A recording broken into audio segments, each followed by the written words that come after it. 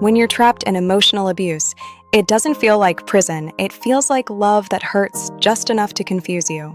This is my story, how a man who loved me broke me down, and how I built myself back stronger than he'll ever know.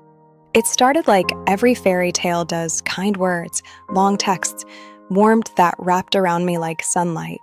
He noticed everything, the way I laughed, my favorite songs, even how I took my coffee. He said he'd never felt a connection so deep, and I believed him. It wasn't love bombing to me back then. It was magic. Looking back now, I realize that's exactly how control begins. The first red flag didn't even look red. It looked like concern. He'd say, "I just worry about you. That friend doesn't really have your best interests." Then it was, "You don't need to go out tonight. You've had a long week." Little by little, my world got smaller until he was all that was left. My phone became something he monitored. My clothes became something he commented on. My achievements became threats to his ego.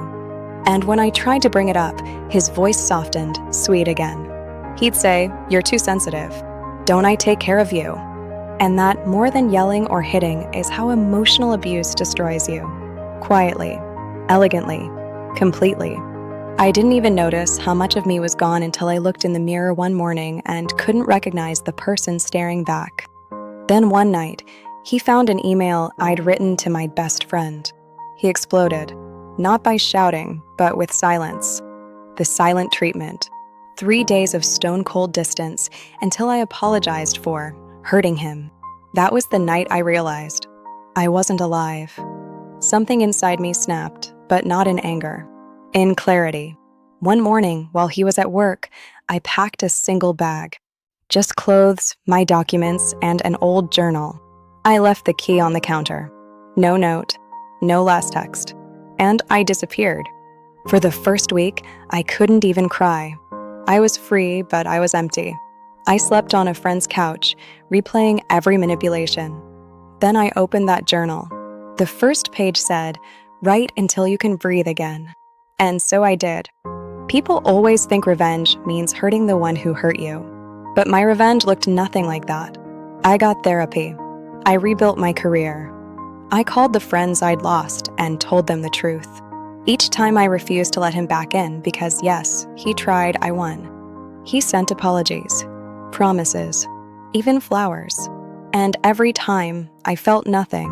No hatred, no sadness, just peace. That's when I knew I was done being his victim. The sweetest revenge is living the life he tried to convince me I didn't deserve. It's been 3 years now. He's with someone new, and I hope she sees the truth before it's too late. But me? I live alone. Happily. I laugh loudly. I travel. I tell my story to women who think, maybe, they're the problem. Emotional abuse doesn't leave bruises on skin, it leaves them on self-worth. But bruises fade. And once they do, all that's left is clarity. I found mine, not in hating him, but in loving myself enough to never let anyone write my story again. If you're listening to this and it sounds too familiar, please don't wait for permission to leave. You owe yourself peace. And trust me, the moment you choose you, that's where your healing begins.